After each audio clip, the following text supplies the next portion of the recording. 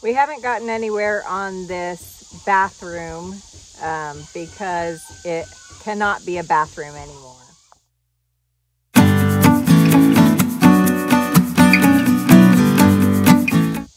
We thought we had searched what laws were in Kansas and what we could do with this in making an outdoor bathroom. And the plan was to put an old tank for the shower and have it drain out, and then possibly putting an outdoor shower on the outside, and then a composting toilet on the inside.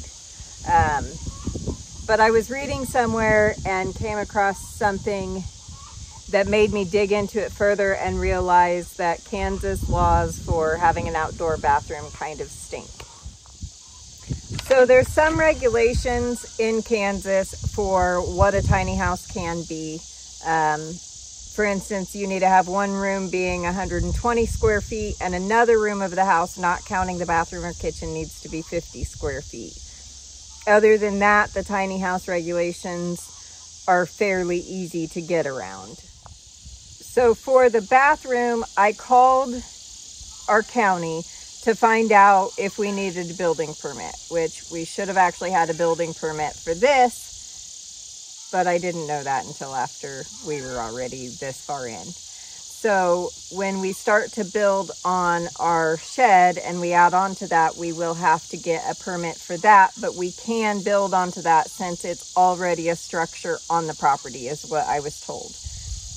So we don't need to have blueprints or anything like that. We just need to get the building permit, and then that will stay good as long as we need it to. And that will be the same when when it comes to tearing out the house.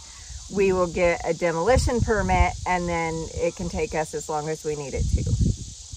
But for the bathroom, I called the county, and they said that we can have a composting toilet. We can dump our poop on the ground as long as we mix it with peat moss or lime and till it into the ground. But we cannot run our gray water off. So we cannot put an outdoor shower, and we cannot run our gray water from our washing machine onto the ground.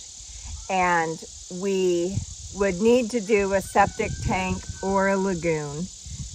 Either one we can do ourselves if we had the power to do that. But we're looking at probably a septic system being the easiest for us because we have a special needs kid that we don't really want a lagoon, even though it has to be fenced, which is another cost that a lot of people say it's more expensive to fence the lagoon than it is to actually put the lagoon in. In our county anyway, I'm not sure if it's statewide, but in our county, there is a grant we can apply for a septic system that would cover maybe $1,500 of the cost of putting it in, but it would have to be to the existing house. So we would have to get a septic system for the house, and then when we put the tiny house or bathroom, we could use that same septic system. But it does not cover you cannot apply for this grant if it's a new building. So because this is a new building, we cannot apply for that grant for this. So I guess long story short is we did all of this work to have an outdoor bathroom, and I now have a she shed or office or whatever we decide to do with this because we didn't do enough research before we started this.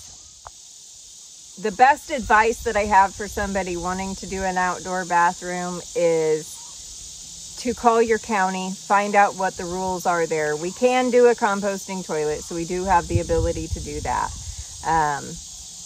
But long term, that's really not going to help us much. So I would say contact your county, find out what the laws are there, and don't just believe anything that you read, because I had read somewhere that it was fine to do this, and we started doing this.